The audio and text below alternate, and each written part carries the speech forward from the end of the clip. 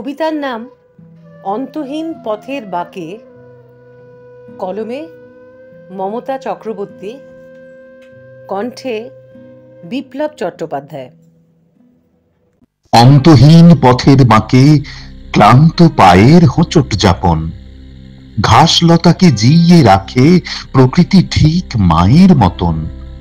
খাঁ খাঁ করা শুকনো মাটি, জ্যৈষ্ঠ মাসের রোদ্দুরে চোখ জ্বলে যায়, পা পুড়ে যায়, তেষ্টার জল কদ্দূরে।